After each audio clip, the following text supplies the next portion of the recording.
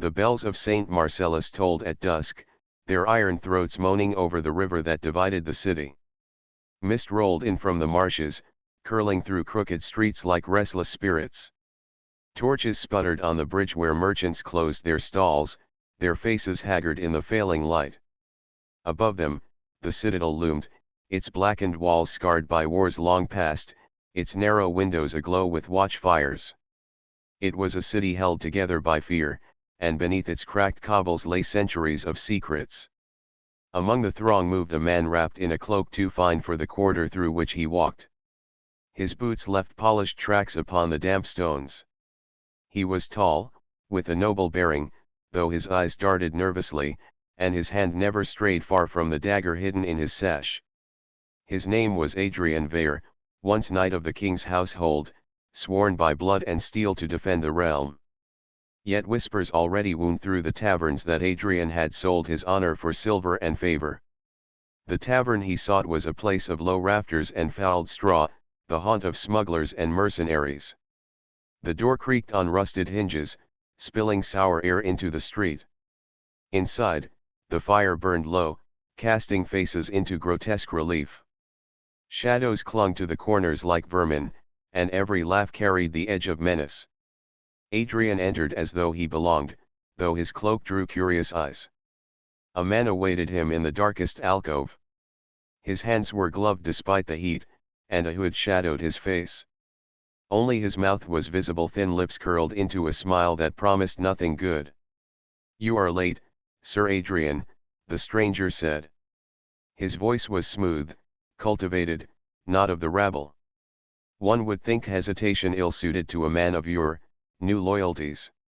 Adrian sat opposite him, the wood groaning beneath their weight. "You will have what was promised. But I will have my payment first. I will not risk my life for empty words." The stranger slid a purse across the table. It landed with a heavy sound, coins shifting like bones in a reliquary. Adrian's eyes gleamed. He did not touch it yet. The tavern seemed suddenly too small, every gaze too sharp. Sweat clung to his brow despite the chill. "Tell me," Adrian asked quietly, "when this is done, when the citadel is taken, what becomes of me?" The hooded man's smile widened, though his eyes remained hidden. "Glory, if fortune favors you. Power, if you survive. Or perhaps nothing at all, such is the game we play." Adrian looked away. The fire spat embers that drifted upward like the souls of the damned. He had dreamed of honor once, when banners snapped above him and the king called him brother. But honor had soured in his mouth, and his sword hand had grown restless. The court had turned cold, the king's affection fickle, and promises of reward had withered. Betrayal, he told himself, was but another path to survival.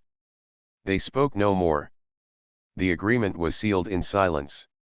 When Adrian left, the purse of coin weighed heavy at his side, like a stone tied to a drowning man. The stranger did not rise, only watched him depart, his gloved fingers resting idly on the wood as though he had all the time in the world. Outside, the streets lay dark beneath a waning moon. Adrian crossed the bridge, pausing to glance at the citadel. Its towers knifed into the heavens, lit by torches that shivered in the night wind. He felt the weight of his oath pressing upon him, the memory of kneeling before the king, steel pressed to his shoulders, the hall echoing with prayers. He had sworn his life. Now he plotted its undoing. Yet he steeled himself. The die was cast. As he neared his lodgings, a figure detached from the shadows. A boy, ragged and thin, no older than 12. His eyes glimmered with fear, but also purpose. He approached cautiously, as one might approach a chained hound. "Sir," the boy whispered. "I bring word. The captain of the guard summons you. Tonight." Adrian stiffened. "Who sent you?" "The captain himself. He said it was urgent." The boy thrust a token into Adrian's hand, a badge of silver bearing the captain's crest. "Genuine." Adrian felt his stomach twist. Had his dealings been discovered so soon? Or was this some test, some tightening of the noose? He followed the boy through narrow alleys, up toward the barracks that clung to the citadel's lower walls. Soldiers patrolled with lanterns, their armor dull in the gloom. Adrian's heart pounded with each step, for he could almost feel eyes upon him, prying into his soul. The captain awaited in a chamber reeking of smoke and sweat. He was a broad man, his beard flecked with gray, his eyes sharp as spear points. Around him stood 3 guards, silent and grim. "Sir Adrian," the captain said, his voice measured. "Strange hours to be abroad. Stranger still, for a knight no longer bound to service. What business draws you to the river quarter?" Adrian bowed slightly, masking unease with courtesy. "I had affairs to settle, Captain." "Debts, nothing more. A man does not walk the market in daylight when he owes silver to those who sharpen blades." The captain studied him, weighing the truth of his words. "These are dangerous times. The king fears treachery. He commands that every knight still loyal stand ready. You will present yourself at dawn, armed and sworn. If you still honor your oath." The words struck like iron. Adrian inclined his head, concealing the tumult within. "I shall obey." But as he left the barracks, his breath caught. The net was drawing tighter. If he obeyed, suspicion might yet fall. If he defied, discovery would be swift. The hooded stranger's purse seemed heavier than ever, burning against his side. That night, Adrian dreamt of fire. The citadel engulfed, banners torn to ash, the king's face staring at him through smoke and ruin, mouth open in a silent curse. He awoke with sweat freezing on his skin, the toll of bells still ringing in his ears though no bell had sounded. Before dawn, he dressed in mail and cloak, strapping his sword to his side. His reflection in the dark glass of the window looked more like a spectre than a knight, eyes hollow, jaw clenched, a man who had chosen his path and could not turn back. The streets were empty save for the watch, who guided him to the citadel gates. The portcullis rose with a shriek of iron, admitting him into the fortress he had sworn to protect, and now plotted to betray. Inside the courtyard, soldiers drilled with weary precision, their boots thudding against frozen earth. The captain awaited him again, grim as ever. But before Adrian could speak, a horn sounded from the watchtower. Its call was sharp, urgent, filled with dread. All heads turned toward the eastern wall, where lights flared in the mist. Dozens, then hundreds, torches moving like a river of fire. The enemy was upon them. A shout rose, echoing from the battlements, "They come! To arms! The city is betrayed!" The word echoed through Adrian's skull like a tolling bell. Betrayed. His treachery had not yet been enacted, yet already it was named, as though fate itself had spoken. The soldiers rushed to the walls, the captain barking orders, steel flashing as dawn's first light broke across the horizon. And Adrian stood frozen, torn between the oath he had broken and the coin at his side. The storm he had unleashed was upon him, and there would be no escape. The horns wailed again, echoing across the stone walls like the cries of damned souls. Panic rippled through the courtyard as soldiers rushed to their posts. The ground trembled under the stampede of boots, the clash of shields, the hurried prayers muttered by lips already pale with dread. Banners were unfurled above the towers, snapping in the rising wind, though their proud colors seemed muted beneath the grey dawn. Adrian stood amidst the chaos, his hand on the hilt of his sword, though it felt as though the steel were chained to stone. His mouth was dry, his heart hammering with a rhythm that was not entirely his own. The words still rang in his ears, betrayed. Had they already uncovered his treason? Or was it only the terror of war that had given the cry its venom? He dared not ask. To falter now would be to cast suspicion upon himself, and suspicion was a noose that would not loosen. "Sir Adrian." The captain's voice tore him from his thoughts. "To the eastern wall now? You know those battlements better than any man still breathing." Adrian nodded, forcing his legs to move. He followed the press of soldiers through the archways, up the winding stone steps that spiraled to the ramparts. The air grew colder with each step, the smell of oil and pitch thick in his nostrils. By the time he emerged onto the battlements, the sight that met him froze the marrow in his bones. Across the river plain, the enemy advanced, a tide of steel and fire stretching to the horizon. Torches flared like 1,000 malevolent stars. Standards rose above the mass, painted with the emblems of rival lords, banners fluttering blood red in the wind. Siege towers lumbered forward, great wooden beasts cloaked in iron. Drums thundered, their beat heavy as a funeral march. Adrian gripped the cold stone of the parapet, his knuckles pale. This was the storm he had helped unleash. His whispered secrets had fed these flames, his betrayal had opened the path. Yet he felt no triumph, only dread. The captain strode beside him, eyes narrowed against the wind. They marched too soon. We had no warning. His gaze slid toward Adrian. How did they come so swiftly, and unseen? Adrian forced himself to meet the captain's eyes. Perhaps there are traitors among the city watch. Perhaps the enemy moved under cover of fog. But they are here now, and all that matters is steel. The captain grunted, unsatisfied, but turned away to shout orders. Archers lined the walls, drawing their bows until the strings creaked. Cauldrons of pitch were heated until they bubbled black. Crossbows clicked, spears rattled, men whispered prayers into the hollow sky. The drums stopped. Silence spread like a shroud. Then came the roar, an endless cry of rage and hunger as the enemy surged forward, their torches flaring brighter, their armor glinting with cruel fire. "Loose!" cried the captain. A black storm of arrows leapt from the walls, whistling down into the mass below. Screams rose as men fell, crushed beneath the boots of those behind. Yet the tide did not falter. Siege towers rolled onward, ladders were raised, shields locked into walls of iron. Drums thundered anew, drowning the cries of the wounded. Adrian drew his sword. Its blade caught the morning light, pale as a ghost.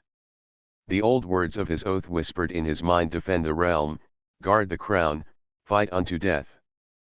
But even as he raised his weapon, guilt gnawed at his flesh like worms through rotting wood. These men he slew were here because of him.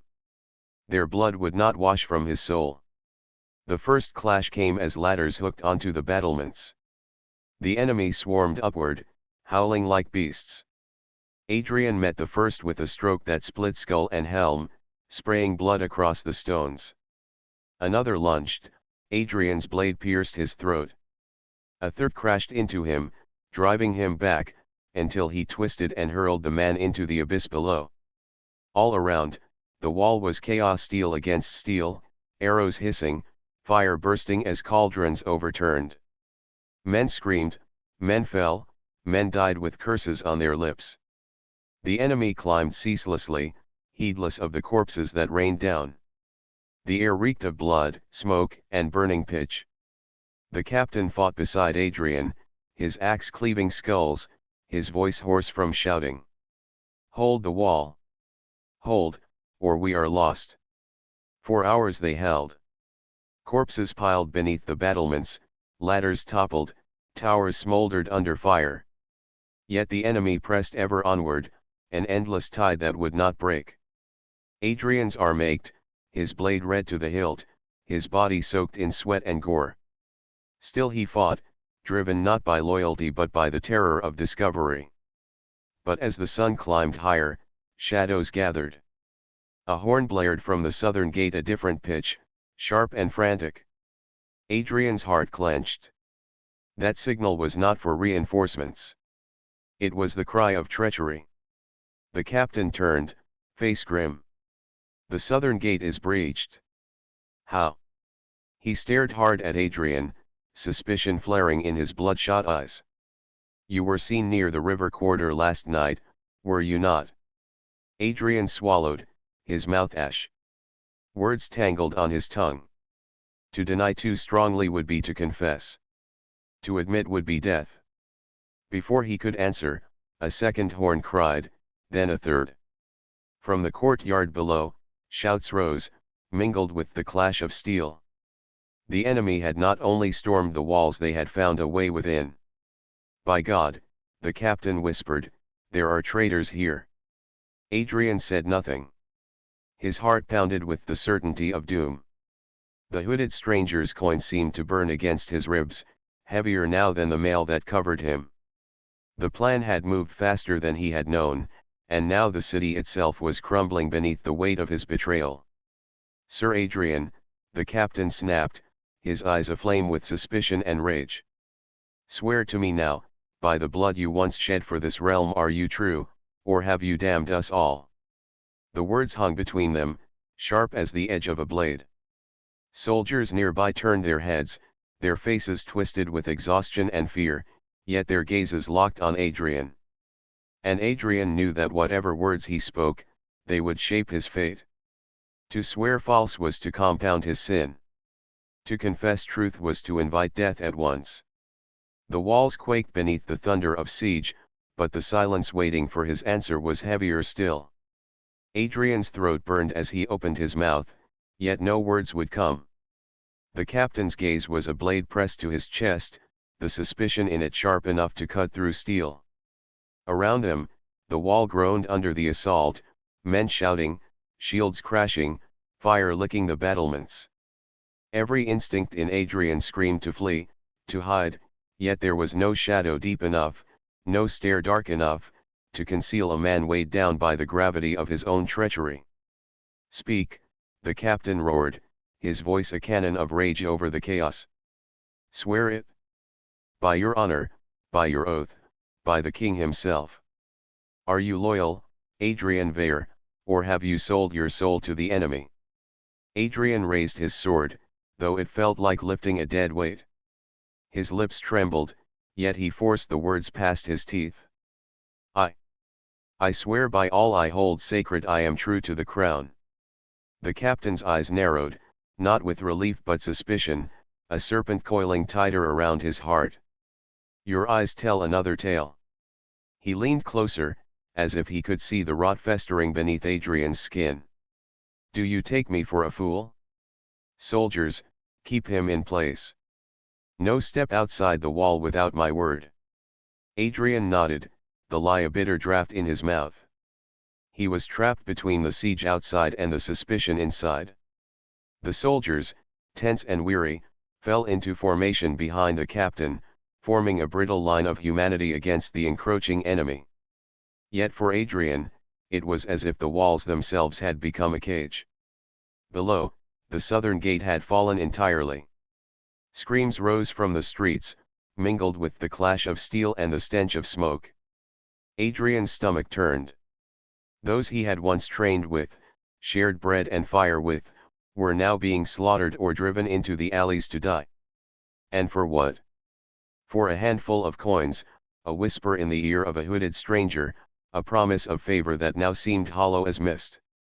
The captain barked orders, directing archers to sweep the walls, crossbows to strike at the siege towers, and soldiers to reinforce the southern battlements. The city quivered under the hammer of war, a living thing groaning in agony. Adrian moved with the motions of a knight, his blade flashing, his voice shouting commands he did not fully mean.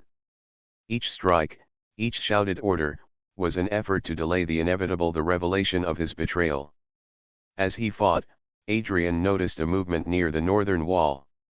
A figure, cloaked and hooded like the one who had first promised him silver, darted among the shadows.